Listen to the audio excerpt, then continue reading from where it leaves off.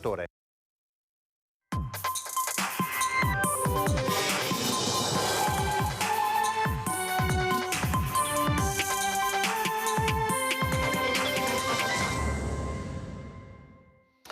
Buongiorno, ben ritrovati con una nuova diretta, prima edizione di Antenna 3 Nord-Est. Siamo appunto rigorosamente in diretta e lo saremo fino alle 13:30 per aggiornarvi delle ultime notizie che riguardano la nostra regione. Partiamo con il funerale, l'ultimo saluto a Vanessa Ballan, fissato per oggi alle 14:30 a Castelfranco Veneto.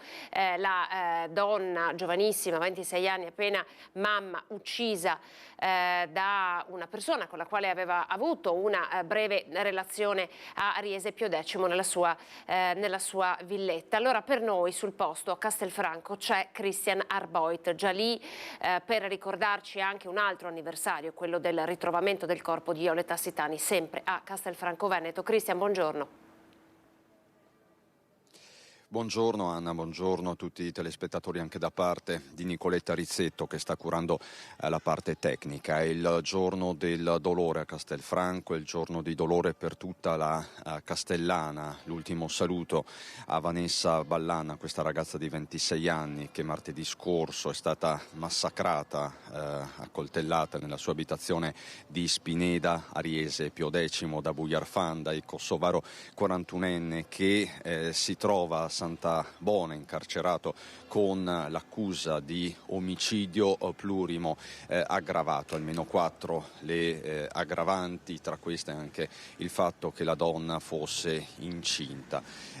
Una vicenda molto dolorosa, molto scioccante, quella di Vanessa Ballan, che segue di un mese il caso di Giulia Cecchettin. Oggi quindi l'ultimo saluto di Castelfranco Veneto nel Duomo che di fatto è blindato e fra poco lo sarà l'intera piazza. Vedete le transenne, la polizia locale sta già provvedendo a far spostare anche le auto. La stessa piazza Giorgione dove si sta tenendo il mercato settimanale che è già in fase di chiusura. Sarà quindi una Castelfranco blindata a dare l'ultimo saluto a Vanessa, anche per volontà dei familiari che chiedono riservatezza. Qui con me lo saluto e lo ringrazio, c'è il dottor Mirko Castellera, lo conoscete tutti, psicoterapeuta e castellano, abita qui poco distante. Castellera, oggi è il giorno del dolore per l'intera comunità. Prima parlavamo di elaborazione del lutto collettivo. Siamo in presenza di un lutto collettivo che prevede la rielaborazione di un trauma collettivo. E quando succedono queste cose la comunità si ritrova in un'assenza di tempo, stando tutti quanti vicini a difendersi dalle minacce che noi vediamo aumentare anche nel territorio. Questo è un momento nella quale si deve ritrovare quella che è la speranza di un futuro che parte soprattutto da oggi, dal nostro presente. Gli esempi che abbiamo avuto recentemente nel nostro territorio ci riportano a 17 anni fa circa, quando in questo territorio una figlia castellana, Tassitani, è stata trattata in un modo devastante. Quindi oggi io ricordo con un certo momento anche di coinvolgimento quel periodo lì. Tra l'altro il corpo della Tassitani venne ritrovato la vigilia di Natale di 16 anni fa, un assassinio, uno dei più scioccanti della storia criminale del Veneto. Tra l'altro Fusaro, il killer, proprio quest'anno ha potuto beneficiare dei primi benefici appunto di legge. La prima condanna all'ergastolo era stata depotenziata in qualche modo a 30 anni nei gradi di giudizio successivi. Ci ha anche raggiunto, fra poco la vedrete, l'ex sindaco di Castelfranco Veneto, Maria Gommierato, che era appunto prima cittadina ai tempi di Iole Tassitani. Allora facciamo così, Anna, ripercorriamo la vicenda, lo stato attuale delle indagini, con il killer che potrebbe sciogliere presto il silenzio, che resta in carcere a Santa Bona, e con il caso, quello della procura di Treviso, che deve relazionare al Ministero, agli ispettori del Ministero sul perché a fine ottobre di quest'anno non si sia adottata una misura cautelare nei confronti di Bujar Fandaj, già denunciato per stalking da Vanessa Ballan. Il servizio. Potrebbe scegliere di rompere il silenzio nel quale finora si è avvolto Bujar Fandaj, il 41enne kosovaro che si trova in carcere a Santa Bona per la mattanza di Vanessa Ballan, la 26enne uccisa nella sua casa di Spineda a Riese poco più di una settimana fa. Il killer finora non ha mai parlato né subito dopo l'arresto né durante l'udienza di convalida del fermo a Santa Bona. Apparso poco lucido, così hanno raccontato le sue legali, potrebbe presto chiedere di essere risentito. Nel frattempo le indagini vanno avanti con la procura intenzionata ad ascoltare nuovamente il compagno di Vanessa, Nicola, che a quanto pare conosceva bene il kosovaro, presentato in famiglia dalla stessa giovane donna come un amico e trattato per un certo periodo come tale. In una o più occasioni avrebbero anche pranzato tutti insieme nell'abitazione di Spineda, poi teatro dell'orrore. E questo fino a ottobre, quando il 41enne inviò a Nicola un video intimo che lo ritraeva con Vanessa, rivelando di fatto una relazione. Poco dopo la denuncia per stalking, presentata il 26 di ottobre, subito seguita da una perquisizione nella casa del 41enne a San Vito di Altivole, disposta dalla stessa procura, che in questi giorni sta redigendo la risposta per gli ispettori del Ministero, che si sono attivati per capire come mai in quel frangente il PM non abbia chiesto una misura cautelare come il divieto di avvicinamento. Le relazioni saranno due, una sarà a cura dei due PM che si alternarono tra il 26 e il 27 di ottobre, l'altra verrà redatta dal procuratore capo. Altri dettagli utili per le indagini arriveranno dal rapporto finale dell'anatomopatologo, che potrebbe però essere depositato solo a fine febbraio, inizio marzo, decorsi i termini di legge. Arriverà certamente prima l'esito del test di paternità sul feto che Vanessa aveva in grembo. E a proposito di violenza di genere, l'attivazione di codici rossi nella Marca è in aumento. Erano 39 tra metà ottobre e novembre, sono stati 50 nel mese successivo, complice l'effetto della vicenda di Giulia Cecchettin, che ha evidentemente spinto molte vittime a denunciare. E come vi abbiamo raccontato, non sono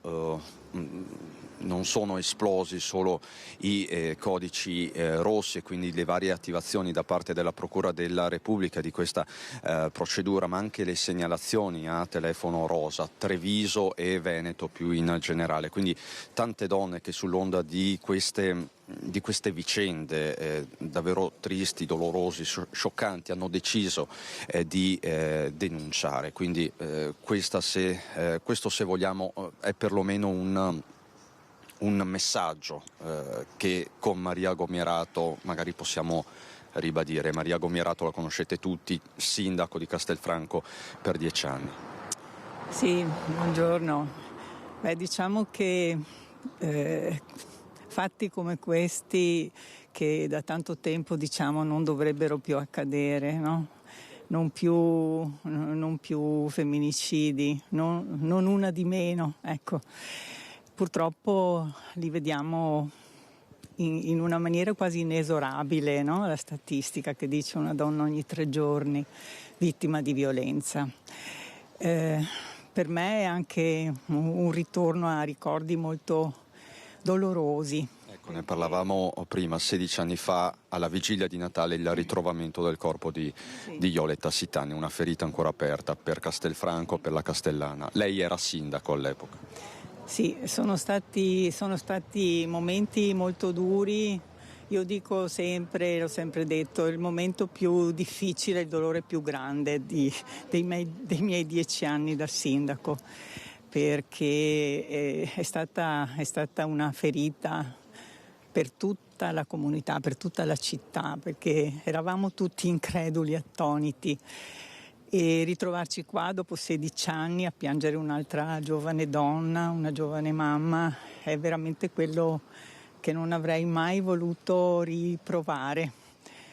Spero effettivamente, come diceva lei, che questi fatti che hanno così, in questi ultimi tempi, date le giovani vite, che hanno così coinvolto l'opinione pubblica, forse siano serviti anche a a smuovere una coscienza maggiore della necessità di parlare, di esserci, di rivolgersi a chi può dare un aiuto, perché le strutture ci sono, le associazioni ci sono, le istituzioni ci sono, quindi mi auguro veramente che questo possa essere un momento di svolta per Giulia, per Vanessa, per Iole, per tutte le donne che in questi anni hanno pagato con la vita il loro desiderio e il loro diritto, insomma, a essere libere e a scegliere.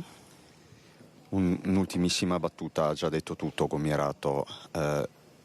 Oggi, come ieri, si è scelto di spegnere le luci di Natale. Ieri sera eravamo collegati in diretta con il sindaco Marcon. Lei aveva fatto una cosa analoga, anche lei ovviamente aveva spento le luci di Natale. È un déjà vu che ci deve dire qualcosa, giustamente.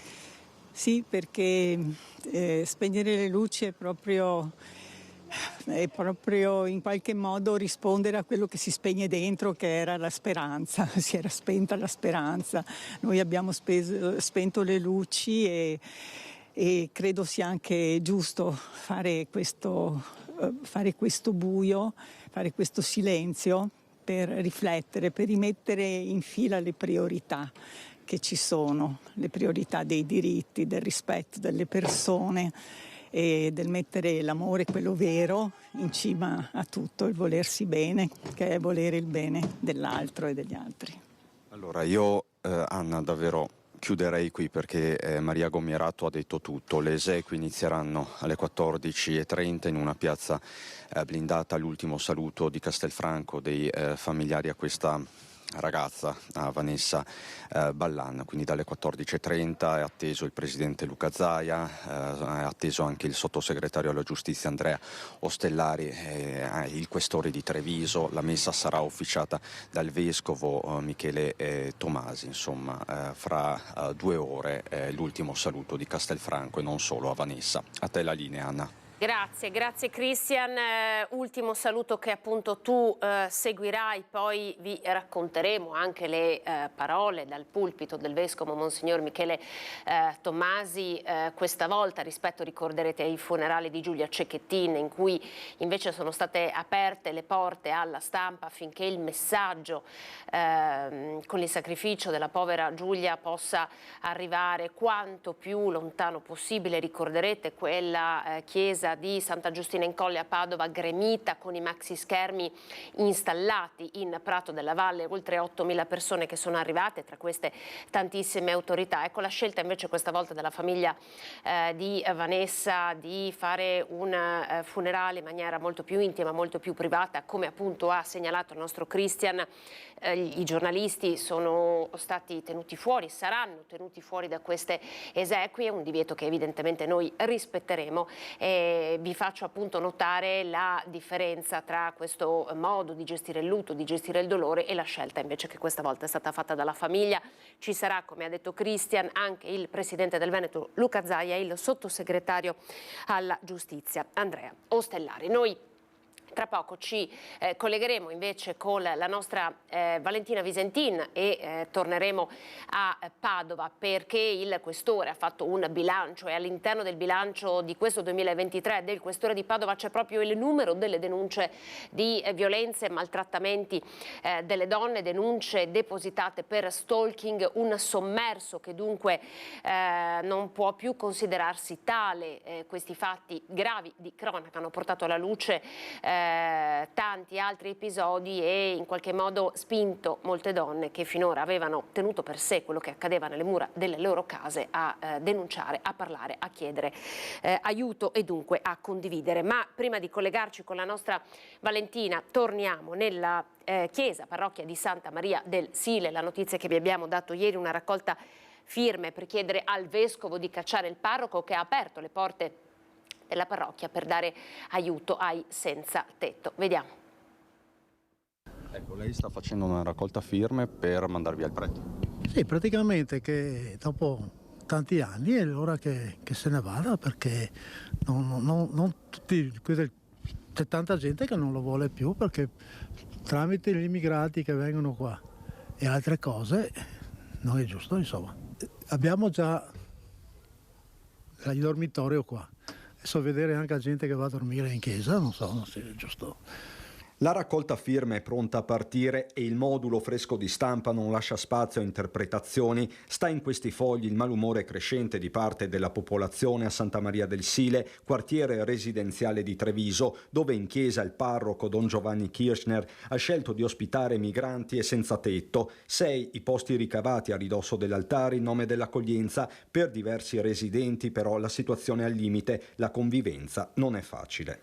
Ma in indecenza non hanno un bagno quando sono qui fuori e fanno i loro bisogni qui all'aperto, che sia qualsiasi roba. Ecco, diciamo che qualsiasi cosa la fanno qua fuori. Siamo anche fatti sentire anche tempo indietro anche con il parroco, però non si è risolto, insomma.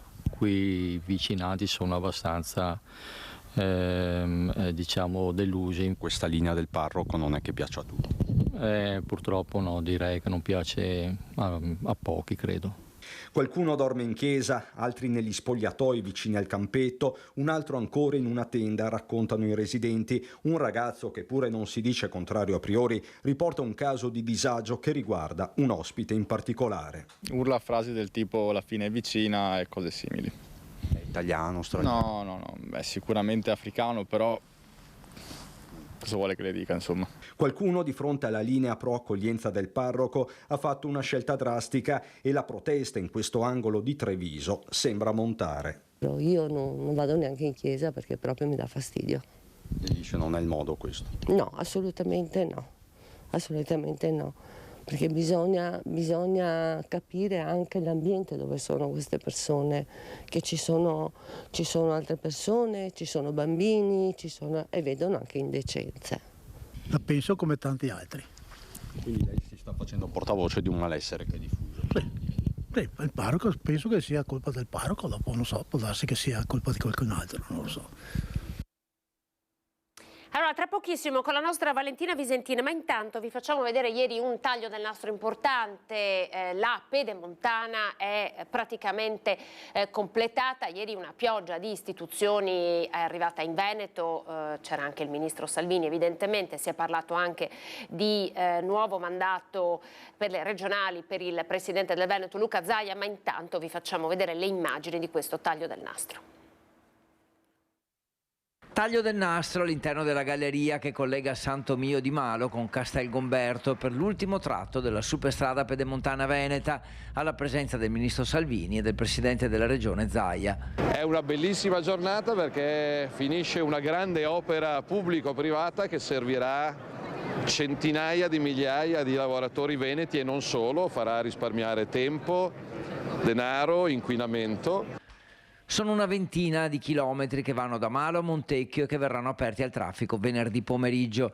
L'inaugurazione invece è stata anticipata di un giorno per evitare la concomitanza con i funerali a Castelfranco di Vanessa Ballan, la giovane vittima di femminicidio. Un simbolo dell'Italia che cresce, che crede nelle infrastrutture, nella modernità, in nuove strade, autostrade, ferrovie, ponti, gallerie, dighe. È quello che sto facendo da un anno a questa parte al Ministero e sono felice di essere partecipe di questo rinascimento delle infrastrutture nel nostro paese. La Pedemontana coinvolge 37 comuni, molti erano i sindaci presenti ed è la più grande infrastruttura italiana con cantieri ancora aperti. Poco più di 2 miliardi e 200 milioni il costo dell'opera. Il pedaggio, non immune da critiche, è difeso da Zaia. E questa è l'infrastruttura tra le nuove autostrade in Italia che ha i pedaggi più bassi, allineate verso il basso. Dall'altro dovremo capire quali saranno i flussi di traffico. Oggi abbiamo 45.000 veicoli al giorno, avremo un incremento del 30-35% con l'apertura di questi 22 km e 300 metri, dopodiché col collegamento definitivo all'A4 capiremo quanto potremo limare sui pedaggi. L'idea era nata all'inizio degli anni 90 per rivoluzionare la viabilità tra le province di Treviso e Vicenza, con 14 caselli e la dichiarazione di opera strategica per l'Italia è avvenuta nel 2001. I lavori sono iniziati nel 2011 e i 45.000 veicoli al giorno di oggi dovrebbero crescere del 30% una volta completato il collegamento con l'A4 a Montecchio, che avverrà a marzo. E il ministro Salvini ha anche rilanciato, incalzato dai giornalisti sulla pista da bob di Cortina, una telenovela che non accenna, a fermarsi. Nelle prossime ore dovrebbe arrivare il verdetto. Vediamo il servizio. A Cortina c'è ancora in rovina quella di un tempo che fu. L'enigma da sciogliere in vista delle Olimpiadi invernali del 2026 è pista da bob sì, pista da bob no, e soprattutto dove. Il ministro delle infrastrutture cerca di fare chiarezza e si schiera per la perla delle Dolomiti. Sul bob mi sono impegnato a portare come ministro e come ministero un progetto che non faccia spendere un euro in più, che non abbia impatto ambientale, che rispetti i tempi previsti, che tenga in Veneto quello che è giusto che sia in Veneto, e stiamo seguendo la tabella di marcia. Nelle prossime ore, se tutto va bene, dovrebbe essere pubblicato il bando di gara. I tempi stringono, ma le intenzioni sono quelle di riuscire. Sono convinto che si possa fare risparmiando tempo e risparmiando cemento, e lo scopriremo nei prossimi giorni, perché se il bando di gara esce entro la fine dell'anno, essendo oggi il 28 dicembre, vediamo presto quante aziende parteciperanno, e mi auguro che ci siano, perché, ripeto, l'Italia ha vinto il dossier proponendo Lombardia e Veneto, Milano e Cortina, e togliere qualche infrastruttura sarebbe un peccato. Ovvia la soddisfazione del presidente della regione, che mette anche l'accento sulle questioni economiche relative all'impianto. Se avessero fatto la negoziazione privata, il bob sarebbe costato 180 milioni di euro alla fine. Se va in porto questo progetto, che è bob completo, che però ha solo un limite, che è quello delle tempistiche, perché ormai sono veramente tirate, soprattutto rispetto ai test event, ma soprattutto al collaudo, direi che qui avremmo fatto, tombola, perché facciamo un bob low cost all'interno del budget fissato, che è di 81 milioni di euro, il che vorrebbe dire che rispetto a prima si risparmiano 100 milioni di euro. Allora, c'è la nostra Valentina Visentin da Padova. Come vi dicevo, l'incontro con il questore per fare un bilancio, il tema è stato anche quello delle donne. Valentina, buongiorno. Sì, buongiorno. Lo chiamano ormai effetto Giulia Cecchettin, l'aumento delle denunce delle donne per violenze sessuali e maltrattamenti. Prova ne è la vicenda della studentessa libanese che il giorno di Natale si è rivolta alla polizia per denunciare un uomo che l'aveva ricattata con delle foto di nudo che le aveva scattato a sua insaputa. Aumentano le denunce per maltrattamenti e per violenze sessuali, tra l'altro cose, e questo è uno dei dati emersi non solo dal bilancio di fine anno dei Carabinieri, ma anche dal bilancio di fine anno della Questura che si è appena concluso. Prima di sentire le parole del questore di Padova Marco Odorisio, ripercorriamo anche una storia di cronaca proprio recente di cui si è parlato anche oggi in conferenza stampa. È successo proprio ieri a Padova, con il primo caso di arresto per flagranza differita. Cosa vuol dire? Si è applicata la misura del codice rosso anche se il reato di maltrattamenti non era in flagranza. È stato arrestato un 27enne e un 23enne straniero. Guardiamo e ricostruiamo questa vicenda nel servizio di Francesco Ratai.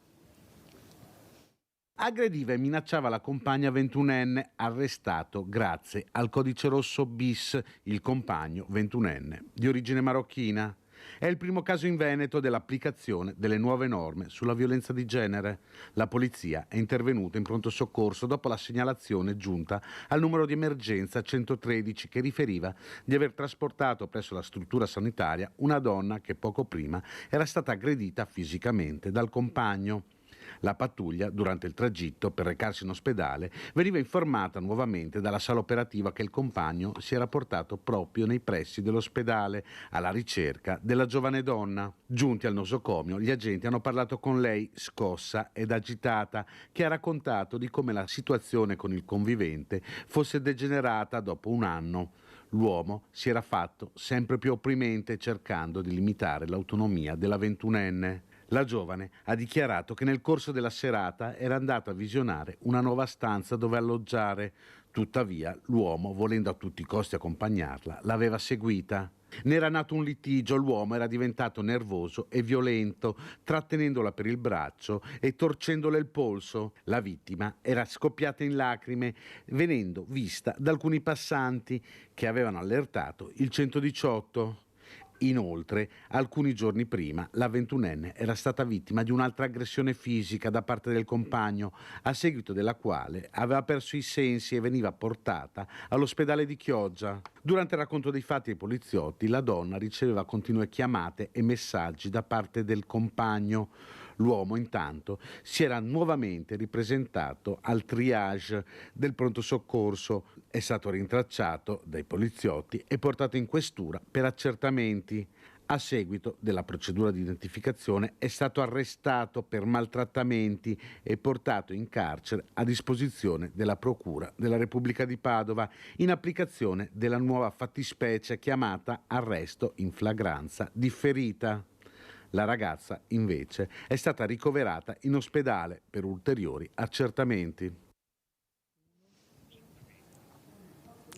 E continuano ad emergere situazioni di violenza sulle donne, le denunce sono aumentate e questo il trend degli ultimi 2 mesi, lo ha anche confermato appunto il questore di Padova Marco Dorisio nel suo bilancio di fine anno. Aumentano le chiamate al 113, in genere per gran parte dei reati, soprattutto per le truffe, ma proprio è il caso sulle violenze di genere dopo appunto la triste vicenda di Giulia Cecchettin, su cui si riflette maggiormente. Sentiamo le parole del questore di Padova Marco Dorisio. Io restituisco la linea allo studio.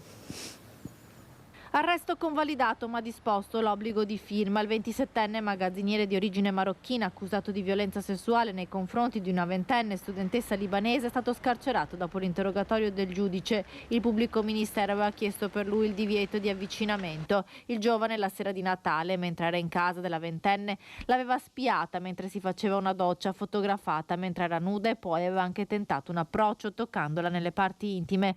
Poi, dopo essere stato cacciato, aveva iniziato a ricattarla minacciandola di diffondere le foto di nudo se lei non avesse avuto un rapporto sessuale con lui. La ragazza la mattina di Natale si era così rivolta alla polizia per denunciarlo. Il 27enne, dopo l'arresto davanti al giudice per l'interrogatorio di convalida, si è detto dispiaciuto per aver insistito troppo, ma le sue non erano solo insistenze, erano minacce anche in tono aggressivo. Nonostante questo, il giudice ha disposto solo l'obbligo di firma.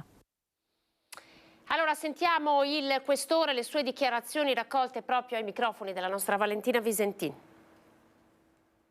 Questo è un fenomeno che deve vedere l'impegno di tutti quanti. Sicuramente c'è stato un effetto, noi lo interpretiamo in maniera positiva, no? Dopo purtroppo il femminicidio di Giulia Cecchettin, dove sono aumentate le segnalazioni, sono aumentate le denunce. Ciò significa che tutto ciò che prima era sommerso adesso comincia ad emergere e l'invito è proprio quello a denunciare, ma già ai primi momenti, ai primi segnali, no, dell'inizio del ciclo della violenza, quindi quando siamo ancora nella fase della violenza verbale, con frasi magari sessiste o una violenza psicologica, uscire allo scoperto, segnalare subito in maniera tale da così interrompere il ciclo della violenza e scongiurare poi eventuali e probabili conseguenze ben più gravi. Intanto l'arresto delle ultime ore è tra i primi in Veneto secondo il nuovo decreto Roccella. Sì, siamo intervenuti proprio ieri sera all'ufficio due pattuglie delle volanti, segnalati proprio dall'ospedale, dal medico, di una ragazza, una 21enne, che aveva subito una distorsione del polso in mezzo alla strada. Gli stessi passanti avevano chiamato il 118, giunti in ospedale, quando hanno ricostruito l'accaduto ci hanno contattati e quindi ci hanno consentito di poter applicare, posso dirlo probabilmente il primo in Veneto, il primo arresto praticamente in flagranza differita nelle 48 ore. Ecco dunque il bilancio della questura di Padova. Tra pochissimo invece andremo nel Veneziano con la nostra Anna Maria Parisi, perché oggi punto stampa del sindaco Brugnaro e della giunta per fare il bilancio di questo 2023. Ci collegheremo con Anna Maria dopo la pubblicità. Vi aspetto.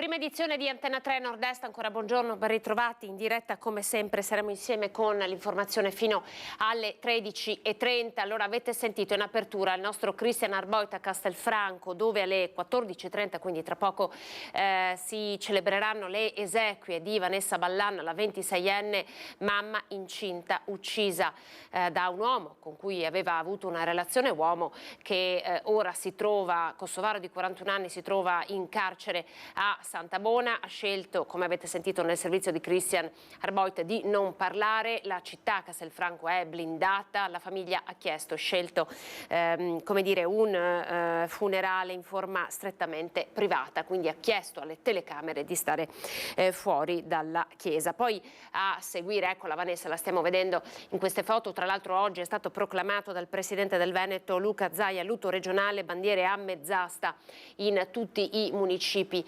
del Veneto, e così anche libera scelta per le attività commerciali di chiudere, luminarie di Natale spente proprio nel giorno dei funerali della povera Vanessa. Poi il punto sulle denunce con il questore di Padova, femminicidi.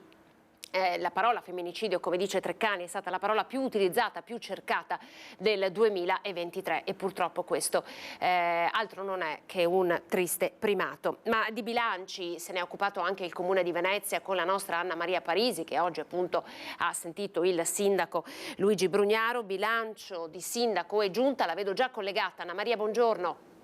Bisogna dire la verità alla gente. Sì, buongiorno Anna, ci troviamo in diretta dal municipio di Mestre, sentiamo alle nostre spalle, adesso è in corso l'intervento del primo cittadino Luigi Brugnaro, che sta parlando della polemica sulle cartolarizzazioni, e devo dire un bilancio di fine anno è iniziato con i saluti della Presidente del Consiglio Ermelinda Damiano, che ricordando le iniziative del Comune di Venezia contro la violenza sulle donne e a sostegno delle vittime della violenza, ha voluto ricordare, aprendo la seduta, Vanessa Ballan, appunto, di cui oggi, come dicevi tu, ricorrono i funerali, e così anche Giulia Cecchettin. Tantissime gli interventi dai consiglieri comunali agli assessori, adesso il sindaco, ricordando quanto è stato fatto nel 2023, ma quanto verrà anche fatto nel corso del prossimo 2024. Adesso sentiamo un attimo un estratto di quanto sta dicendo Brugnaro, il primo cittadino di Venezia, con le immagini di Alberto Pivetta. Un frazionamento, voi lo spazio che avrete sono le solite 20, 30, 50 righe. Questo è il nostro problema, che non riusciamo ad arrivare ai cittadini. Ci proviamo con una comunicazione tutti i giorni, però è giusto, scontiamo il fatto che poi c'è quello che dice ma però c'è quel sindacato che se anche gli porti i dati che abbiamo aumentato gli utili, abbiamo dato sicurezza nei prossimi 10 anni. Ecco, la questione, Anna, verte, faccio una sintesi sulla polemica tra chi ha un pensiero differente rispetto a quello della Giunta, naturalmente, quindi adesso il sindaco sta polemizzando con i sindacati, ma poco prima l'aveva fatto anche con i giornalisti. A tal proposito non ci sono i giornalisti di Report oggi come ci si aspettava, visto che per presenziare a questa conferenza stampa ci si è dovuti accreditare in precedenza. Insomma, di idee buone c'è sempre bisogno, ha detto il sindaco Brugnaro. Purtroppo dalle opposizioni arrivano per lo più soltanto polemiche e sterili polemiche. Naturalmente tutti i dettagli ve li forniremo nel corso dell'edizione della sera. Ecco, Anna Maria, perdonami, ci fai ascoltare qualche parola del sindaco Brugnaro, così approfittiamo insomma del fatto che siamo lì in diretta, ci fai sentire qualche altro passaggio del sindaco, così entriamo un po' anche noi in conferenza. L'abbiamo fatta e adesso Alberto Pivetta adesso lo riprende in diretta. Vai. Delle tabelle per spiegare ai cittadini in maniera trasparente, come ho sempre detto, puntigliosamente tutto. Dovete avere tempo, vai, lo dividerò per argomenti, per zone, vediamo come volete leggere queste cose già fatte, dico. Ma abbiamo ordinato 90 pullman a idrogeno, 4 ci hanno già consegnati, è stata fatta una gara per il primo stabilimento, non parlo adesso del distributore, l'ha già detto, è l'unico ancora in Italia. Stiamo facendo un sacco di sperimentazioni insieme all'ENI per vedere come funziona il caricamento delle auto a idrogeno. Cioè, problemi tecnici operativi, sono 2 anni che andiamo avanti in silenzio, 2 anni e mezzo che andiamo avanti questo distributore, con le auto che ci hanno regalato come comune a provare che difetti, che situazioni ci sono, eccetera, eccetera. Per fare un discorso ambientale, non a parole, ma infatti il Lido è più di 2 anni, 1 anno e 3 quarti, che va avanti solo con mezzi elettrici, con tutte le difficoltà, con tutti quanti i problemi che ci possono essere di aggiustamento, però il Lido e Pellestrina sono elettrici, ma non di tutto. E faremo così ancora con le piste ciclabili, stiamo collegando dappertutto perché Chiara dice Cioè, tutte queste cose. Abbiamo approvato, stavo dicendo, la gara per la costruzione di una produzione di idrogeno, magari. La produzione di idrogeno, perché quei 90 autobus non potranno andarsi a caricare sulla pistoletta di un distributore per auto. Perché verrà fatto un grande distributore degli autobus, 90 autobus. In che zona? La sede dell'ENI, quella che è quella parte non lavorata prima della raffineria, che non era disabitata, insomma, lo mettono a posto il sistema, perché abbiamo anche un risanamento ambientale tra l'altro. Anche lì ricorsi, anche lì problemi sempre. Abbiamo, assieme al Ministro Salvini, un'attenta riflessione, perché il Presidente dell'Autorità per la Laguna è una cosa complicata, difficile. Abbiamo trovato una persona che io sono convinto, poi magari posso essere contraddetto dai fatti, si vedrà, ma io sono convinto che abbiamo trovato una grande persona. È un urbanista, ha una visione, sta lavorando soldi, si funziona perché doveva aspettare ancora perché la burocrazia d'Italia è lunghissima. Però vorrebbe dire tanto per le isole, per Venezia, per la Laguna, per tutto il sistema ambientale, ma anche dei trasporti. Abbiamo fatto questa grande kermesse sul motorbus, abbiamo fatto parlare tutti. Credo che lo spirito di quella riunione sia ancora vivo negli occhi di tutti. Stiamo aspettando che il Parlamento ci metta questa norma che ci consenta di avere l'omologa per il sistema di controllo del motorbus a Venezia. Adesso inizieremo una sperimentazione mondiale, non è mai successo nel mondo, che una città tenti di diventare prenotabile, che scoraggi il turismo giornaliero in certe date, tentando di prevedere quali siano le date più implicative. Un po' scimmiottando quello che è stato fatto con le autostrade, con il bollino nero, che oggi è in vigore, uno sa bollino nero, problemi, allora cerco di vedere la partenza intelligente, cose del genere, niente di stratosferico, nessuna limitazione alla libertà di nessuno, se non vuole venire venga. Cerchiamo di farlo, faremo errori e cambieremo ancora, abbiamo messo un po' di date, allora sono troppo poche, prima erano troppe, poi abbiamo messo delle esclusioni proprio per non creare problemi a nessuno. Allora, e ogni volta ci sono problemi. Ti dico, a prescindere da questo, questa amministrazione va avanti. Bella, serena, tranquilla, stiamo lavorando, siamo amici, siamo degli amici, perché quelle difficoltà ci stanno anche rafforzando tra di noi. Ci rispettiamo ancora di più perché ognuno di noi, penso che posso parlare non di tutti, ma singolarmente tutti si rendono conto di cosa vuol dire essere continuamente osteggiati, non criticati. Non è questo il governo, non è il problema di essere criticati. Una critica vediamo se mi senti, Anna Maria, mi senti? Criticato, se leggete sì, eccoci ecco, Anna Maria, dunque come hai sentito la che... questione ambientale. Sì, confermi Anna Maria dunque che non ci sono le telecamere di Report come si immaginava?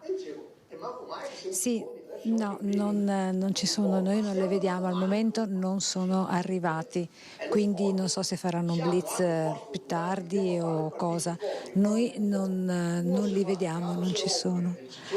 E quindi, come hai sentito, Brugnaro ha voluto così mettere in evidenza l'impegno anche economico del Comune per quanto riguarda la questione ambientale con il motondoso e poi naturalmente la questione dell'overbooking di turismo di cui Venezia soffre da tempo, con la sperimentazione che partirà a breve con il biglietto d'ingresso obbligatorio per chi deve venire in città. Naturalmente un intervento non privo di polemiche, come abbiamo seguito nel corso di tutti i nostri telegiornali, delle nostre dirette durante quest'anno che sta per terminare, con la questione dell'overbooking, del bollino obbligatorio, la prenotazione obbligatoria per Venezia continua a mietere polemiche, ma tant'è, si partirà con l'anno nuovo. Quindi è tutto, Anna, ti restituisco la linea. Grazie alla nostra Anna Maria Parisi, dunque in diretta con il bilancio del Comune di Venezia, Sindaco Brugnaro alla sua giunta. E a proposito di bilancio andiamo a sentire quello dei Carabinieri di Padova, conferenza stampa di ieri. Ovviamente no, alla fine dell'anno è tempo di bilanci, ne vengono fatti diversi, importante quello delle forze dell'ordine perché ci dà un po' il termometro di come si sta muovendo la microcriminalità nel nostro territorio, soprattutto a Padova, una città in cui insomma il tasso di criminalità è piuttosto elevato rispetto ad altre province della nostra regione. Andiamo a sentire il servizio. Se da un lato il dato incoraggiante è quello di una lieve diminuzione dei reati nel 2023 nel Padovano rispetto all'anno precedente, l'anno che si sta per concludere è stato segnato da un incremento notevole delle violenze sessuali, più 22% rispetto al 2022, e dei maltrattamenti, in calo i reati persecutori. Negli ultimi 2 mesi abbiamo riscontrato un incremento dell'attività repressiva, segnale questo che vi è stata una emersione del fenomeno, quindi un aumento delle persone arrestate e denunciate. È un dato incoraggiante perché ci fa comprendere che le vittime vulnerabili, soprattutto le donne, sono maggiormente consapevoli della necessità di denunciare o di segnalare comportamenti abusanti, maltrattanti, e quindi questo ci consente di intervenire prontamente. Negli ultimi 2 mesi sono stati arrestati 13 uomini, denunciati 35. Dopo il caso di Giulia Cecchettin, le denunce da parte delle donne vittime di violenza sono aumentate, così come l'attività di repressione dei carabinieri, che nel 2023 in totale hanno arrestato 49 uomini per violenze, maltrattamenti e atti persecutori. Nell'ultimo periodo sono aumentati anche i furti in abitazione. Ecco allora alcuni consigli.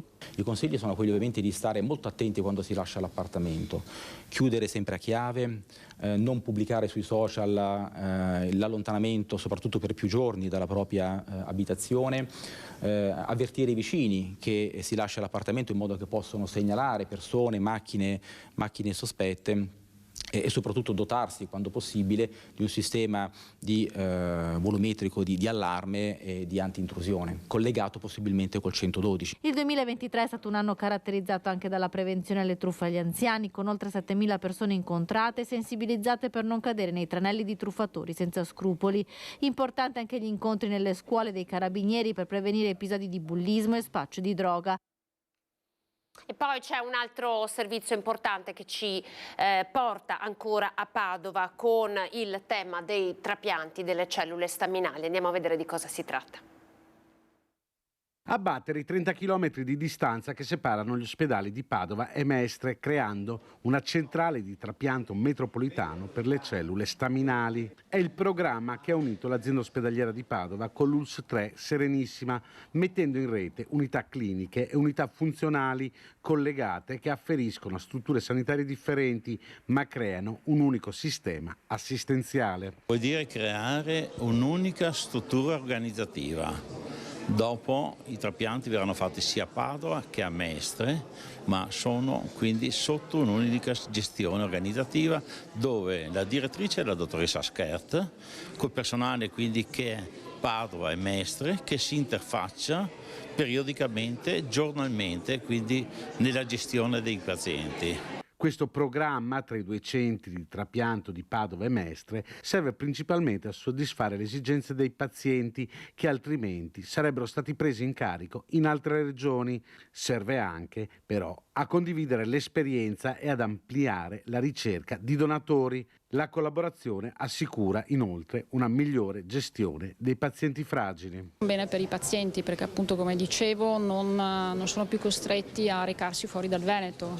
Vi posso dire che mi è capitato più di qualche volta di qualche paziente che doveva fare il trapianto allogenico come terapia salvavita proprio, quindi si intende che se uno lo fa muore, che ha rinunciato per motivi familiari perché non aveva un familiare che poteva assisterlo per i 3 mesi vicino a casa. Ora in totale i posti letto a disposizione per i trapianti sono 13, con una media di trapianti da eseguire in un anno di circa 90. Il primo trapianto allogenico, ovvero da un altro paziente a Padova, è stato fatto il 28 settembre di quest'anno, il quarto nelle scorse ore, mentre sono stati 50 gli autotrapianti. In tema di sanità restiamo a Padova. Entro 2 anni avremo il cuore artificiale. L'annuncio è arrivato dal cardiochirurgo padovano Gino Gerosa. Ci sono le basi per finanziare questa che di fatto è davvero una svolta epocale. Tempo 2 anni e sarà pronto il prototipo del primo cuore artificiale completamente italiano. Ad annunciarlo il cardiochirurgo Gino Gerosa, direttore del centro Gallucci dell'azienda ospedaliera di Padova, che da tempo sta lavorando sul progetto che potrebbe cambiare la vita per molti cardiopatici. La svolta arriva grazie a solide basi finanziarie che ora potrebbero sostenere lo sviluppo del progetto. Gino Gerosa preferisce non fare i nomi dei finanziatori, ma il Corriere del Veneto ha parlato di una spesa ipotizzata di 50 milioni di euro in 5 5 anni. I numeri comunque potrebbero cambiare. Del progetto di un cuore artificiale realizzato in Italia si parla da una decina di anni, ma oltre al disegno del modello servono anche ingegneri meccanici, elettronici, esperti di materiali e biologi per mettere a punto la costruzione di tutti i vari componenti. Il professor Gerosa ha poi spiegato che il cuore artificiale potrebbe diventare l'alternativa al trapianto di cuore umano. Allora, parliamo di pane e vin. Ovviamente i livelli di PM10 purtroppo non piove da diversi giorni nella nostra regione, sono altissimi e allerta rossa ad esempio a Padova per restare ancora nella città del Santo, e così sono davvero tanti i sindaci che stanno iniziando a mettere in discussione la possibilità di fare o meno il pane e vin. Andiamo a Treviso, vediamo che cosa ha detto il sindaco Mario Conte. Siamo arrivati a circa 10 giorni consecutivi di sforamenti. Dobbiamo preservare la salute delle nostre comunità e per far questo credo che anche quest'anno dovremo rinunciare a quella che è una tradizione molto sentita. La decisione è definitiva, il sindaco Conte lo ribadisce ancora una volta, verrà presa 48 ore prima dell'eventuale accensione dei pane e vin dell'Epifania, ma il primo cittadino si dice pessimista. Le previsioni meteo annunciano precipitazioni blande, probabilmente insufficienti a spazzare via la pesante cappa di smog che opprime la Marca, e la scelta di vietare anche quest'anno i falò, 10, quelli per i quali è stata chiesta l'autorizzazione al comune, appare al momento inevitabile. Tra la tradizione e la salute dei miei cittadini, ovviamente lo spirito di responsabilità mi porta a propendere verso l'annullamento della tradizione. Dispiace perché è un momento di comunità, è un momento sentito, è un momento che si aspetta tutto l'anno, però con questi picchi di inquinamento sinceramente non me la sento di derogare. Pane e vin incompatibili anche quest'anno con i livelli di PM10 e le raccomandazioni del sindaco vanno anche oltre.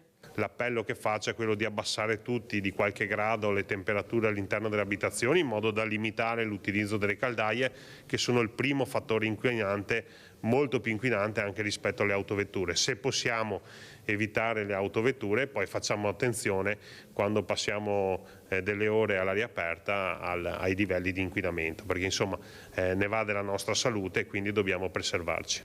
A ridurre le PM10 dovrebbe contribuire anche il divieto di utilizzo dal 30 dicembre al 7 gennaio di fuochi d'artificio e petardi, ordinanza questa emessa innanzitutto per contenere il pericolo che qualcuno si faccia male e soprattutto nel rispetto degli animali. Per evitare che in troppi eccedano invece la notte di Capodanno, dalle 18 del 31 dicembre fino alle 6 del 1 gennaio saranno vietati la vendita e la detenzione di alcolici e in generale di bevande in contenitori di vetro o lattine non stappate nell'area di Piazza dei Signori, dove si terrà la festa di San Silvestro. Alla zona si accederà attraverso dei varchi, ingresso da via Barberia e via Indipendenza, uscita da Calmaggiore, salvo in caso di emergenza, per cui sono previste ulteriori vie di fuga verso la galleria di Palazzo dei 300, piazzetta Monte di Pietà e vicolo Broli. La telemedicina sbarca anche nei rifugi, è stata presentata dall'ULSS 1 una sperimentazione innovativa per l'alta montagna. Andiamo a vedere. Portare la sanità il più vicino possibile al paziente è un indirizzo dell'ULSS 1 Dolomiti che ora si concretizza attraverso un progetto di telemedicina che riguarda i rifugi alpini.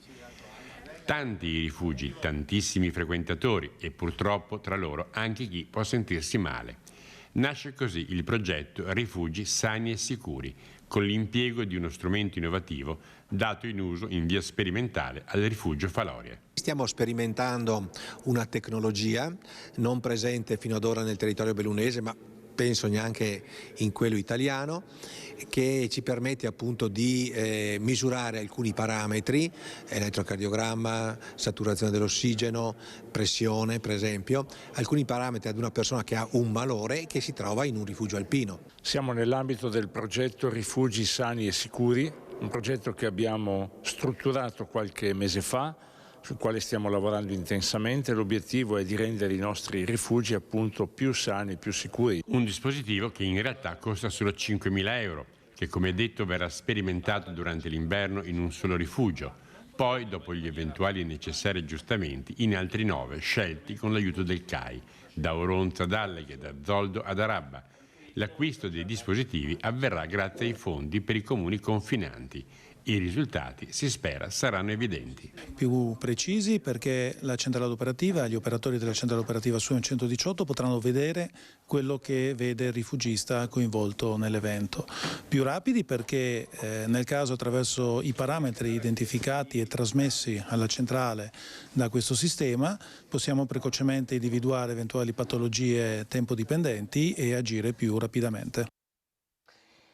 Allora, c'è un'interessante indagine, la Posta l'ANSA, ed è un'indagine che racconta che il 36% dei medici del Veneto pensa di lasciare il posto nel pubblico ed 1 su 4 non rifarebbe il dottore. Quanto emerge dall'indagine condotta da Fadoi, la Federazione dei Medici Internisti Ospedalieri, su un campione rappresentativo di camici bianchi di tutte le regioni italiane. Tuttavia, sempre in Veneto, oltre il 70% degli ospedalieri vede ancora nel Servizio Sanitario Nazionale un baluardo del diritto alla salute che mette le ragioni assistenziali davanti a quelle economiche. Solo il 5% pensa che gli straordinari meglio retribuiti possano risolvere il problema delle liste d'attesa. Però insomma il dato è importante, il 36% dei medici del Veneto pensa di lasciare il pubblico ed 1 su 4 non rifarebbe il dottore.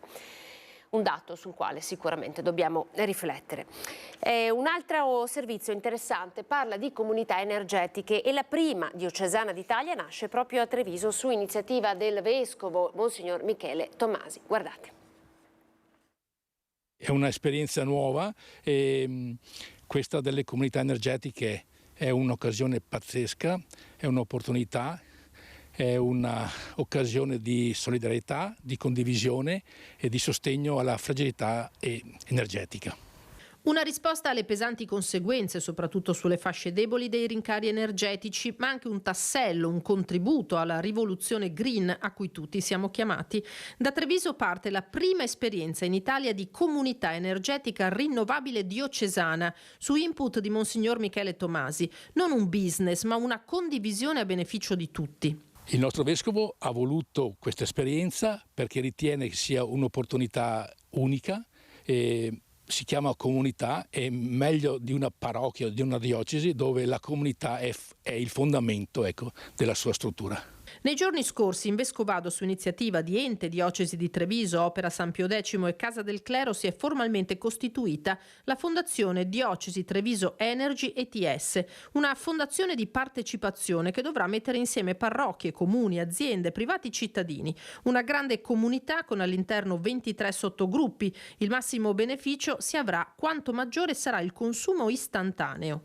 Ci sarà chi metterà a disposizione i loro impianti fotovoltaici, quindi ci sarà chi produce e chi consuma, e anche chi consuma solamente. In Diocesi di Treviso abbiamo 1 milione circa di abitanti, ci sono 265 parrocchie. Se ogni parrocchia ci sono 10, 15, 20 famiglie, diventano numeri assai importanti di una condivisione di produzione e di consumo. Ecco perché stiamo in questi giorni chiudendo un accordo con un partner tecnologico, il quale ci darà la struttura tecnologica per far funzionare la comunità. Allora, abbiamo parlato a più riprese oggi in questa edizione di salute, ora lo facciamo e do il benvenuto al nostro primo ospite, Livio Patelli, dottor Livio Patelli, consigliere di Farmacie Unite. Buongiorno dottore, grazie per essere con noi.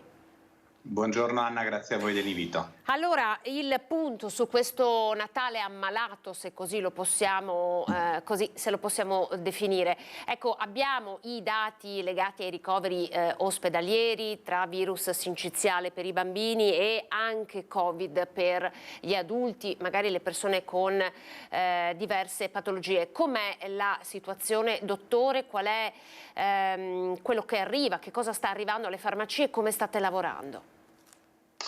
Allora Anna, sì, ha detto bene, effettivamente è un inizio di inverno abbastanza movimentato e caldo in farmacia, ma soprattutto nelle case dei cittadini. C'è alta circolazione di un po' tutto virale, con le sindromi influenzali, parainfluenzali. Ecco, forse il picco influenzale non si è ancora verificato, però le sindromi parainfluenzali ormai circolano molto. C'è il Covid, c'è una ripresa importante di Covid, i dati li avete mostrati, e c'è ovviamente tutta la parte collegata invece ai batteri, quindi vediamo tossi, vediamo bronchiti, ci sono anche polmoniti, quindi effettivamente un inizio d'inverno bello movimentato.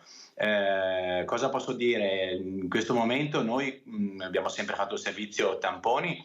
I tamponi che facciamo in farmacia sono sicuramente meno rispetto a un anno fa, per fortuna, d'altronde la legislazione è molto cambiata, però troviamo ancora parecchi positivi, quindi sintomo del fatto che ci sia una forte circolazione anche del coronavirus. È un inverno tosto, ecco, sugli adulti e sui bambini, anche sugli adulti. Ecco, dunque, lei ci conferma ancora tanti tamponi, ancora tanti positivi. Sono affidabili i tamponi fai da te che oggi si trovano, anche per capire un attimo, insomma, di che Covid stiamo parlando? Allora, guardi, sicuramente i tamponi fai da te sono affidabili. Lo vediamo perché molte persone che hanno fatto il tampone positivo a casa e decidono di avere una conferma da noi lo ottengono sicuramente anche con il tampone di tipo professionale.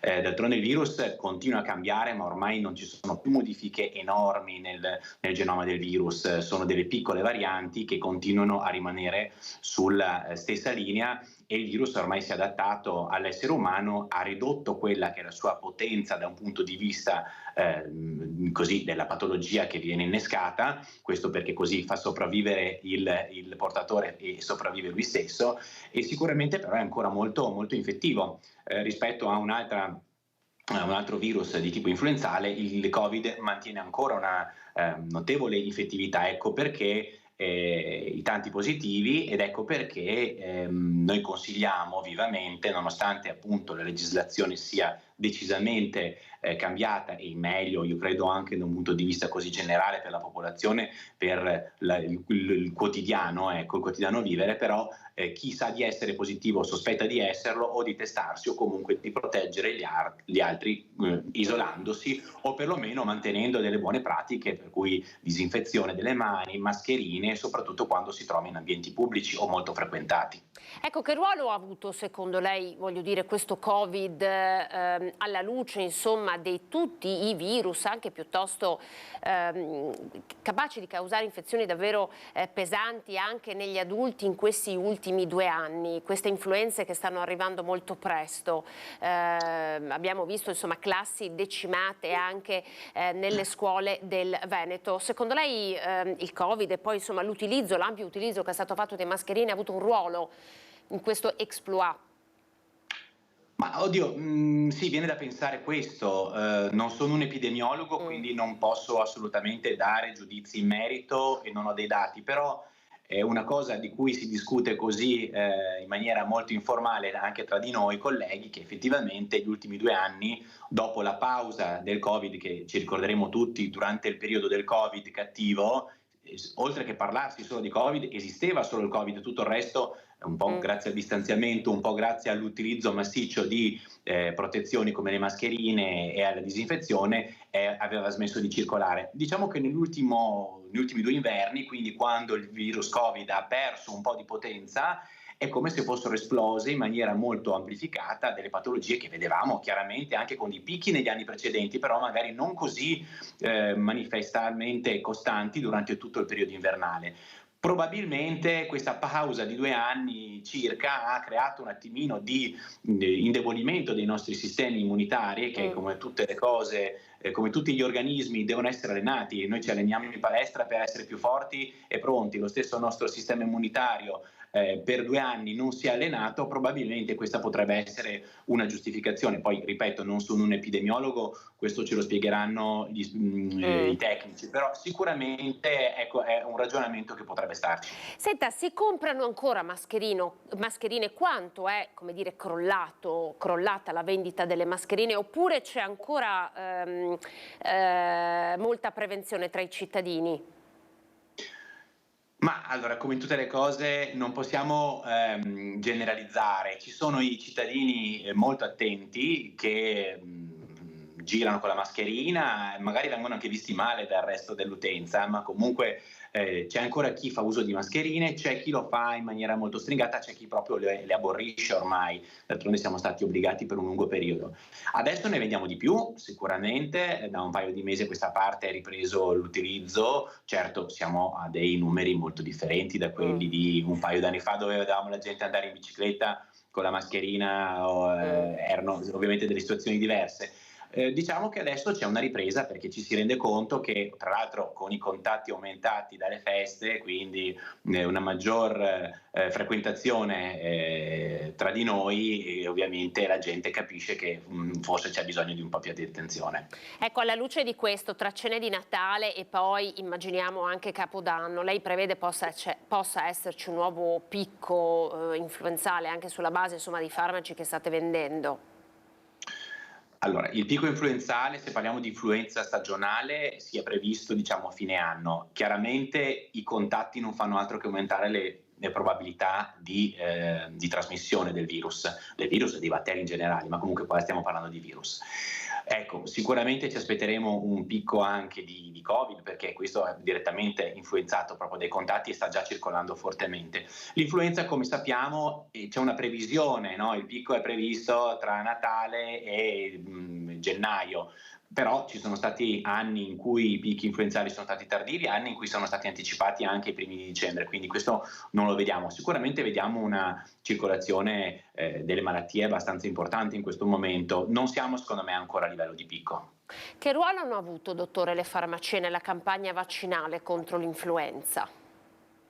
La ringrazio di questa domanda. Sicuramente da 3 anni a questa parte, da quando siamo entrati regolarmente tra i sanitari che possono somministrare il vaccino antinfluenzale, quindi non soltanto venderlo. Prima lo potevamo vendere dentro presentazioni di ricetta medica, ma non potevamo somministrarlo. Adesso la normativa ufficiale è stata cambiata e noi come farmacisti, se lo vogliamo, se decidiamo di aderire alla campagna vaccinale, possiamo anche somministrare direttamente i vaccini in farmacia, certo con delle regole molto stringenti e che dobbiamo rispettare. Devo dire la verità che quest'anno è aumentata ulteriormente la richiesta di questo servizio da parte dell'utenza, che se fino a qualche anno fa doveva recarsi esclusivamente dal medico, adesso sa di poter avere medici di medicina generale, farmacie e centri vaccinali che sono sul campo. Noi, devo dire la verità, che come farmacia quest'anno abbiamo avuto soddisfazione perché abbiamo visto parecchie persone richiedere il servizio, e questo fa ancora più capire come la rete capillare delle farmacie sia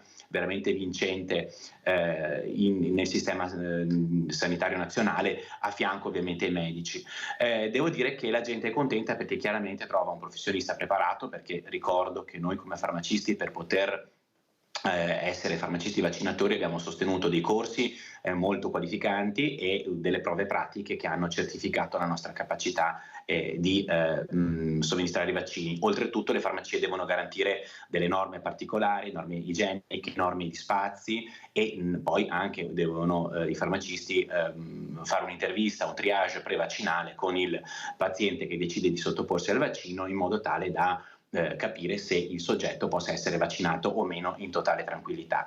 E ricordo ancora, la ringrazio di questo spazio, che chi decide di fare il vaccino in farmacia deve essere maggiorenne e deve aver già sostenuto un vaccino antinfluenzale negli anni precedenti, quindi noi dobbiamo fare dalla seconda vaccinazione in poi, diversamente dobbiamo rimandare al medico. Siamo contenti perché le farmacie hanno aderito bene, e ovviamente io penso che più passerà il tempo, più saranno le farmacie che si avvicineranno a questo tipo di pratica. Ovviamente la farmacia deve poter avere gli spazi per fare questo in tranquillità e separati dalla vendita, dalla zona della vendita, in modo tale da poter garantire la privacy e anche norme di spazio e di igiene adeguate. Senta, c'è stata, dottore, una corsa all'antibiotico in quest'ultimo mese. Sappiamo, insomma, che voi anche come farmacisti avete fatto una campagna molto importante, perché insomma abusare degli antibiotici può essere un grave errore, perché poi si può diventare antibiotico resistenti. Ma c'è stata un po' una corsa all'antibiotico? Come siete messi con le forniture dei farmaci? Allora, come sempre c'è chi tende a correre in avanti e, senza aver interpellato precedentemente il medico, decide di fare da sé. Ecco, questo non va bene. Noi come farmacisti siamo obbligati a richiedere la ricetta per somministrare, per vendere un farmaco come l'antibiotico. Antibiotici che, come diceva giustamente lei, sono delle punte di diamante della medicina e della farmacologia che non vanno spuntate. Purtroppo questo sta avvenendo negli ultimi anni con l'utilizzo improprio degli antibiotici, che, come sappiamo, se non vengono utilizzati correttamente per il periodo prescritto e correttamente anche in termini di dose, oltre che ovviamente devono essere indicati per la patologia che deve essere trattata, rischiano poi di ingenerare delle resistenze da parte dei batteri. Quindi questo è quello che sta avvenendo.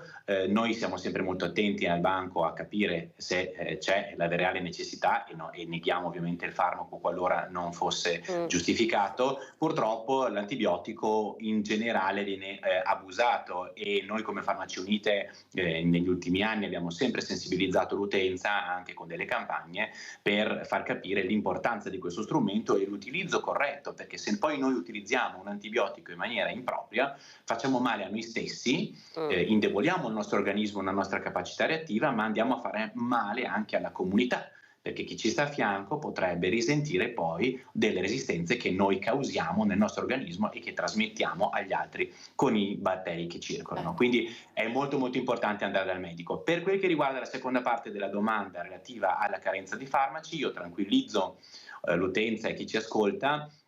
Sicuramente abbiamo avuto una difficoltà a reperire molti farmaci importanti negli inverni scorsi. Adesso questa situazione è molto cambiata in meglio, per fortuna, per cui antinfiammatori e antibiotici si trovano anche quelli pediatrici, per cui non c'è questa preoccupazione. Ecco, devo dire che rispetto a qualche anno fa sicuramente qualche farmaco arriva con maggior difficoltà, ma noi come rete di farmacie facciamo sempre squadra e siamo in grado costantemente di essere in collegamento tra di noi, ed eventualmente con degli alert mandati a pioggia sugli altri colleghi e sulle altre farmacie riusciamo a indirizzare eventualmente il paziente qualora non dovesse reperirlo nel circondario. Grazie dottore, che ci ha dato delle informazioni utili e importanti. Le faccio l'ultima domanda in chiusura. Dire che è tornato il Covid è un'affermazione sbagliata secondo lei? È un'affermazione sbagliata perché il Covid ormai, il coronavirus circola e rimarrà endemico ormai nella popolazione, lo abbiamo capito. Per fortuna l'approccio generale nei confronti del coronavirus e del Covid, che è la malattia causata dal coronavirus, è cambiato in meglio. Abbiamo imparato noi come sanitari, il sistema sanitario e il pubblico ad accettarlo come malattia. Non dobbiamo abbassare troppo la guardia, perché quello che sta avvenendo adesso è una scarsa adesione alla vaccinazione, e soprattutto i soggetti fragili e i soggetti anziani dovrebbero valutare la vaccinazione anti-Covid come strumento di protezione. Sicuramente il coronavirus rimarrà tra di noi come tanti altri virus che un giorno sono nati nell'antichità e poi sono rimasti a circolare, questo sì. Quindi insomma prevenzione, precauzione, come giustamente ha detto lei, e qualora, insomma, nonostante adesso le norme siano assolutamente molto meno stringenti di prima, una volta riconosciuto il virus del Covid, cercare insomma di proteggere anche la comunità stando a casa, quindi praticando isolamento, anche se non è più obbligatorio farlo. Grazie dottore per essere stato con noi, tra l'altro l'abbiamo un po' strappata al suo lavoro perché so che lei si è collegato dalla farmacia, quindi ancora grazie. Grazie a voi e grazie Anna dell'invito. Buona giornata. Arrivederci al dottor Patelli, Farmacie Unite, grazie per il loro lavoro. Avete sentito tantissime le farmacie che hanno offerto quest'anno il servizio anche di vaccinazione. Ci fermiamo per pochi secondi e poi con noi in diretta Lucio Zanato per fare il punto sui cantieri del 2024, Mauro D'Aziglio, presidente Ater, per fare il punto invece sull'emergenza abitativa a Treviso. A tra poco. Buonasera, ben ritrovati. Prima edizione di Antenna 3 Nord-Est, rigorosamente in diretta. Vi presento il secondo ospite che mi ha raggiunto in studio, Mauro D'Alziglio, presidente Ater Treviso. Mauro, buongiorno e grazie per essere con noi. Buongiorno a voi, buongiorno a tutti gli ascoltatori. Allora, ci siamo salutati con le immagini della ruspa al lavoro per i nuovi cantieri, per i nuovi appartamenti alloggi Ater, tra l'altro alloggi di ultima generazione, classe energetica, efficientamento, quindi davvero fatti come si deve, e sono stati inaugurati invece quelli già costruiti, arriveranno ai trevigiani che ne hanno bisogno tra gennaio e febbraio, se non sbaglio. Come siamo messi invece, Presidente, con la graduatoria che ha creato dei problemi? Allora, la graduatoria, se facciamo un po' di storia, quella vecchia era stata ritirata per vari motivi, una scelta del Comune. Noi, Ater Treviso, si è messa a disposizione dando anche una scaletta estremamente importante e precisa. Devo ringraziare tutto il personale di Ater perché quella scaletta l'abbiamo rispettata. Siamo riusciti ad avere la graduatoria provvisoria, darla al Comune, il Comune l'ha approvata e pubblicata e la graduatoria definitiva è arrivata. Sicuramente ci sono stati dei piccoli ma normali inceppi. Quello che ci ha un po' più fatto saltare sulla sedia è stato quell'errore creato dal sistema, che però la Regione Veneto ha sistemato in pochi giorni e quindi ad oggi abbiamo una graduatoria definitiva. Una graduatoria definitiva purtroppo per la situazione abbastanza lunga, abbastanza piena. Quante famiglie ci sono, Presidente? Circa 600 famiglie in attesa. Le disponibilità sicuramente non andranno a sopperire, a dare una risposta a tutte quelle persone, però il nostro impegno c'è. Come Ater Treviso, voi sapete che ci sono anche tantissime persone che sono in emergenza abitativa e quindi questo non deve far spaventare, cioè quelle persone che hanno già un alloggio, che però l'hanno avuto in emergenza abitativa ed oggi si trovano nelle prime posizioni, vanno a stabilizzare il loro contratto. Quindi i numeri degli alloggi disponibili non saranno lo scorrimento, ma lo scorrimento sarà molto, molto maggiore.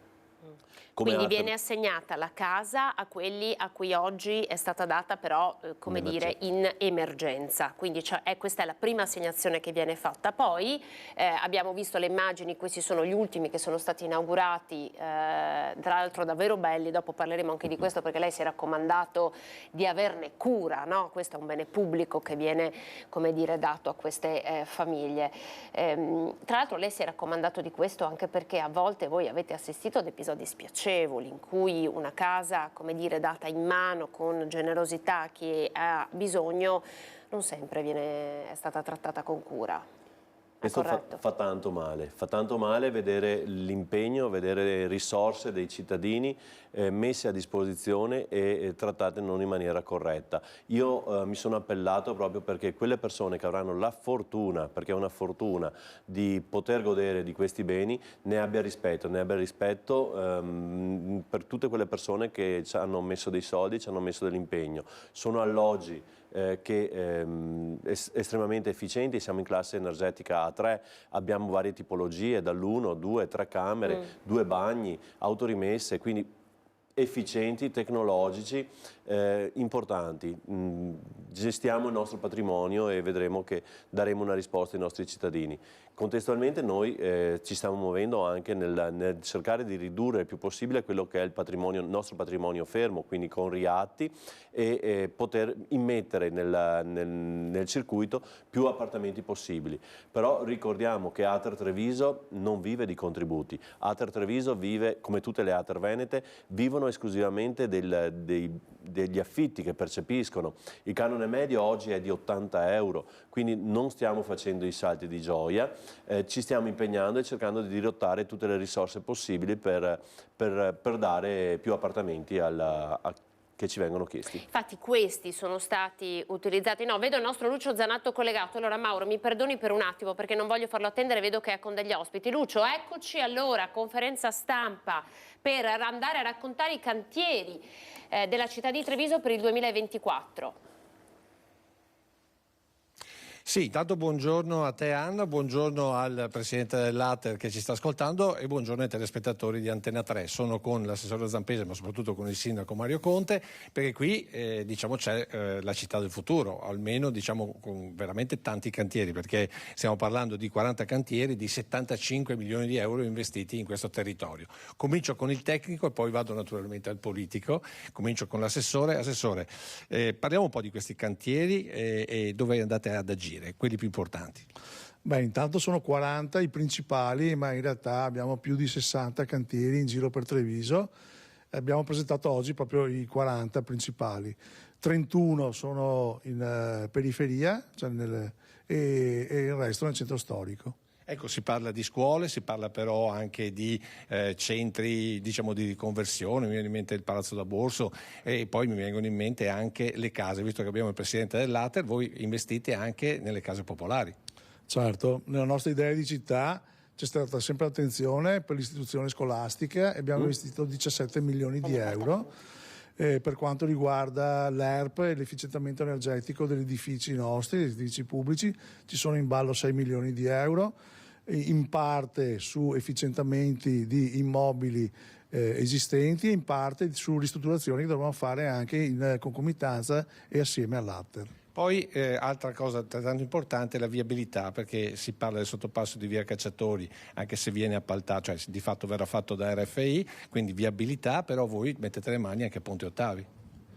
Sì, noi prima della viabilità di via Benzi e via Cacciatori, che sarà fatta da RFI e seguita da noi, in primis il sindaco ha voluto far ristrutturare il Ponte Ottavi, perché l'eccedenza di carico sarebbe stata critica nei momenti di lavoro dei cantieri di Viale Cacciatori. Quindi abbiamo aggiornato e stiamo aggiornando il progetto con la revisione prezzi, il progetto c'è già, e con un grosso contributo di RFI e della Regione Veneto e con contributo anche nostro, partirà prima Ponte Ottavi e il risanamento del sottopasso di via Sarpi e poi si faranno invece i sottopassi Carraio di via Cacciatori e quello ciclopedonale di via Benzi. Ecco, ultima domanda al tecnico, qual è il cantiere per cui va maggiormente orgoglioso? Sono tutti, allora, tre su tutti. Le mura di Treviso, la riqualificazione delle mura di Treviso, che è l'intervento più importante fatto sulle mura di Treviso, tanto care anche a Giancarlo Gentilini. È un intervento che porterà alla luce, alla valorizzazione, questa opera unica, soprattutto dal punto di vista idraulico, che ha fatto questo grande ingegnere del Cinquecento, frate Giovanni Giocondo. Poi la caserma Salsa, che è il punto di riferimento della politica del nostro sindaco, delle politiche giovanili, dove ci sarà assieme un grande bosco urbano, un grande parco, un grande teatro all'aperto, ma anche il padiglione dello sport, il padiglione delle start-up, dei servizi universitari e poi anche con attività legate al partenariato pubblico-privato anche delle case per associazioni e potrà esserci anche un ostello. In ultimo, in terzo, il sociale, un nome ex macello che cambierà sicuramente, ma lì in tempi non sospetti, prevedendo anche la crisi sociale che c'è stata, abbiamo per tempo iniziato proprio la ristrutturazione di quegli imponenti capannoni per farne un centro diurno e un centro notturno con posti letto dignitosi e una sala mensa dignitosa per le marginalità urbane e soprattutto con un progetto legato anche al sociale per fare anche una educazione al reinserimento alla vita sociale di queste persone che si sono trovate svantaggiate. Insomma, 40 cantieri, sindaco, si sente più Giancarlo Gentilini del precedente ventennio o più Dino De Poli per la rivoluzione della città?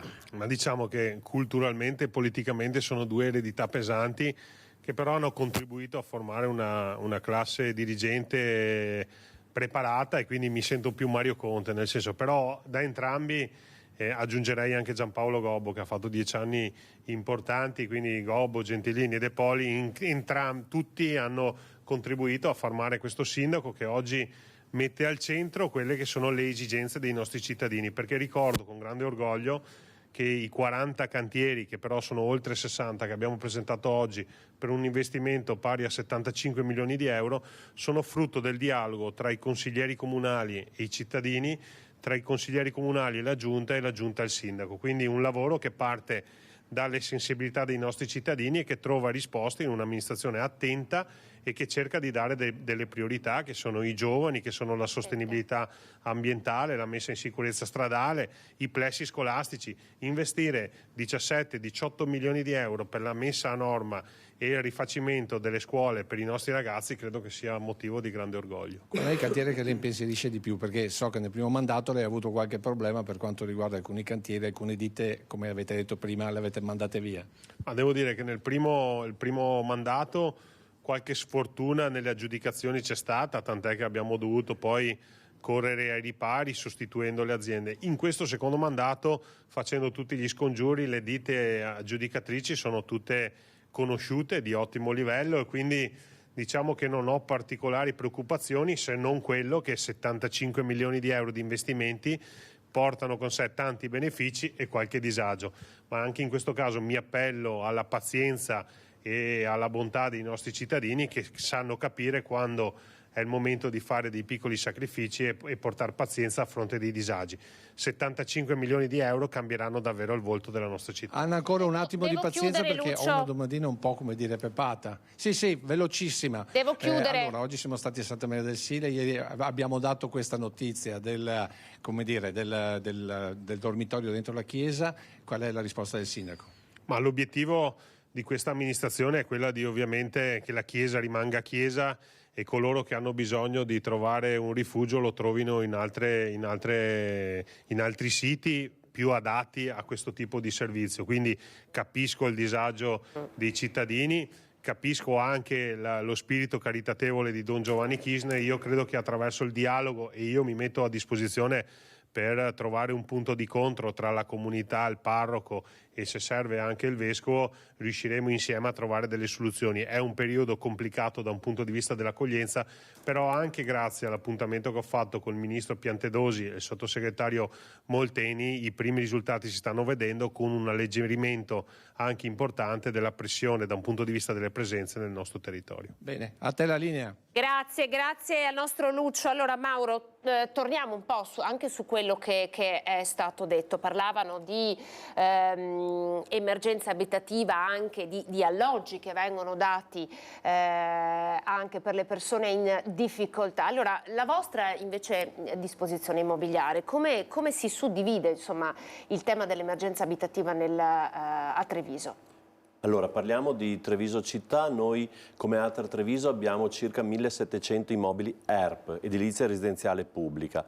È da far presente che anche i comuni hanno degli immobili, e nel caso di Treviso ne ha circa 900 e qualcosa appartamenti, che però non gestiamo noi, vengono dati in gestione a un'azienda privata. Questa è una scelta del comune e noi alziamo le mani. Questo a volte però ci mette un po' in difficoltà, perché la legge regionale, che è la legge 39, prevede che una determinata percentuale, la base il 10%, può essere portata al 20%, può essere data in emergenza abitativa. Quindi questi sono gli immobili a disposizione nell'anno. Quindi noi a volte ci troviamo in difficoltà a capire quella che è la disponibilità annua per poter dare l'immobile. Quindi dobbiamo chiedere al comune che ci venga garantita questa percentuale che a noi viene imposta dalla legge, quindi noi rispettiamo quella che è la normativa. Ma quanti appartamenti sfitti ci sono? No? Perché un altro tema, quando si parla di alloggi che devono essere date magari famiglie che sono in attesa, ma ci sono anche appartamenti che hanno bisogno, come dire, di essere manutentati, che sono sfitti. Questo è un problema che riguarda anche molte città, mi viene in mente Padova. Treviso com'è messa? Anche Treviso purtroppo ha un bel numero di appartamenti. Se noi pensiamo che il giro normale, cioè gli appartamenti che ci rientrano o per il decesso della persona o perché non ha più i requisiti o perché decide di avere un immobile diverso, sono circa 200-250 il giro annuo. E quindi l'obiettivo dell'amministrazione che rappresento, il consiglio di amministrazione che rappresento, è di portare i riatti al limite dei 200, in modo tale di non far incrementare quel numero di appartamenti liberi. Oggi di appartamenti liberi mi coglie un po' impreparato, però ce n'è un centinaio, forse che di più, a Treviso, però tante volte sono appartamenti che sono o a fine vita, perché sono un ex demanio, un dopoguerra, quindi appartamenti senza nessuna tecnologia, con problemi di riscaldamento, con problemi di ascensore, accessibilità, o appartamenti che hanno dei costi importanti, perché come dicevamo prima, purtroppo a volte ci imbattiamo su degli inquilini che distruggono gli appartamenti, li distruggono e ci troviamo con appartamenti che hanno un valore sul mercato dei 60.000 euro con 50-60.000 euro di oneri per rimetterli nel mercato, e quindi capisce che non è più economicamente sostenibile un'operazione di questo tipo. In questi casi voi come potete difendervi quando vi ritrovate di fronte ad una situazione del genere? Oppure, insomma, lei prima mi raccontava, insomma, che ha trovato anche, come dire, televisori di un certo valore all'interno di certi appartamenti. Ecco, come si difende Ater? Come può muoversi? Purtroppo Ater non ha nessun'arma, per difendersi.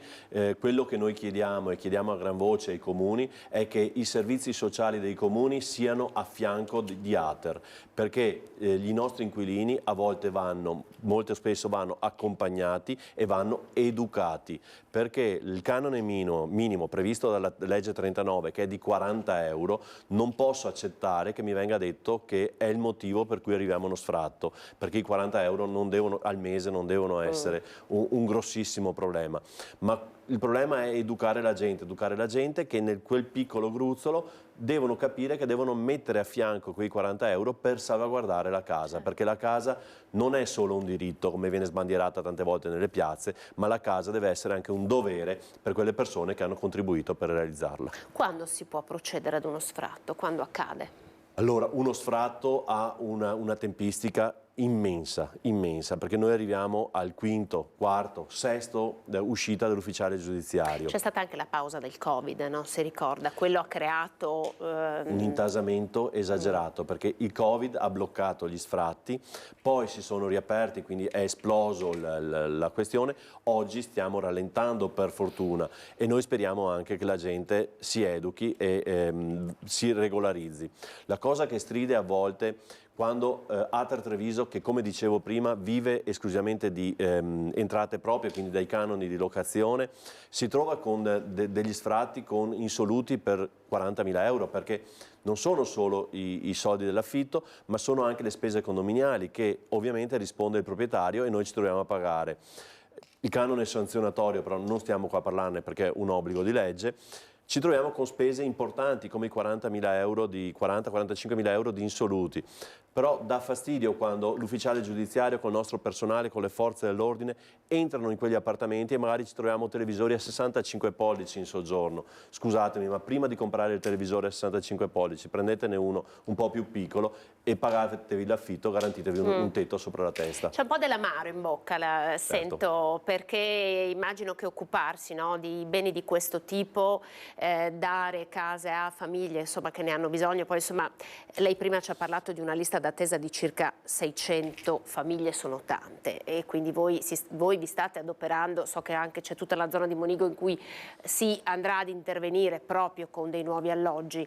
Percepisco un po' di amaro in bocca nelle sue parole. L'amaro in bocca c'è, perché ci stiamo mettendo tutto il consiglio di amministrazione, il personale, ci stiamo mettendo veramente tanto impegno per dare risposta, perché capiamo che la situazione è difficile per le famiglie, però quando ci troviamo delle situazioni che vediamo che la gente ne approfitta, questo non ci va più bene, e quindi è un senso di giustizia per quelle persone in attesa, e mi scusi, ma anche un senso di giustizia per quelle famiglie, per le giovani coppie che si sobbarcano un mutuo per 40 anni per avere qualcosa e magari guardano i furbi e non va più bene. Con questo non voglio dire che tutti sono furbi, però il mio impegno è quello di stanare i furbi.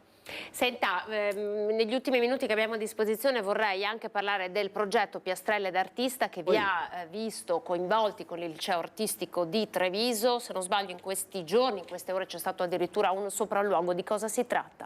Allora, è una bellissima iniziativa che abbiamo voluto e abbiamo trovato anche gran terreno fertile nel liceo artistico, nel corpo docente, negli insegnanti, e quindi vogliamo che i nostri giovani con questo progetto vengano riusciamo a rimettere a conoscenza quello che è la piastrella dell'ex Ina Casa, di quello che sono quell'immagine che contraddistingueva i quartieri di edilizia residenziale pubblica. Quindi con tutti gli interventi che noi stiamo ultimando, che è il PNRR, il PNC, il PINQUA, tutti quei nuovi alloggi, tutti quegli alloggi ricondizionati verranno riproposte queste mattonelle, queste piastrelle in ceramica che i ragazzi del liceo artistico, quindi del nostro territorio, ci riproporranno.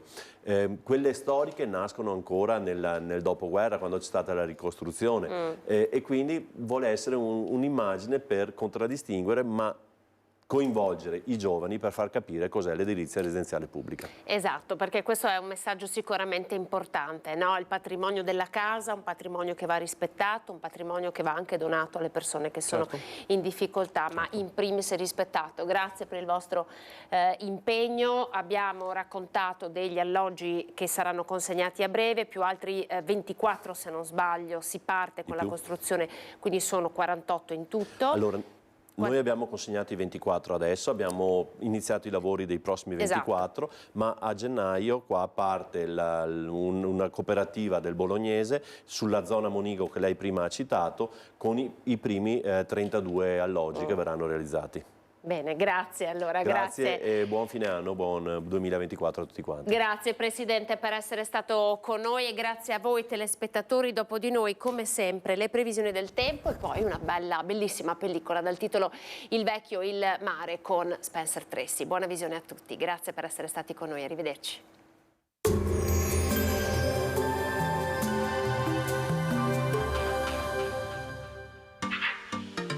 Tremonti, attrezzature e materiale per saldatura professionale a Montebelluna. Bentrovati al meteo. Resiste un regime anticiclonico, ma il sole sarà davvero per pochi. Il tempo si rivelerà decisamente uggioso. Vediamo il dettaglio di venerdì 29 dicembre. Sul Veneto questa giornata sarà contraddistinta da un cielo in gran parte coperto, come vediamo dalla grafica. Sono attese nebbie in pianura e nelle valli, spesso persistenti. Le temperature saranno stazionarie, dunque poche differenze rispetto ai giorni precedenti. Minime tra 3 e 6 gradi, massime tra 6 e 11 all'incirca. Ci spostiamo ora sul Friuli Venezia Giulia. Anche qui il cielo sarà nuvoloso con probabili foschie e nebbie. Dal Carso alle Alpi Giulie possibili pioviggini. Temperature minime tra 4 e 8 gradi, massime sui 9-11 all'incirca. Infine diamo uno sguardo alla situazione del Trentino Alto Adige, dove lo scenario sarà diverso, con più sole e solo con qualche nube sui settori più meridionali. Temperature minime tra -3 e 3 gradi, massime sui 6-10 all'incirca. Dal meteo di Antena 3 per ora è tutto, grazie per l'attenzione, arrivederci.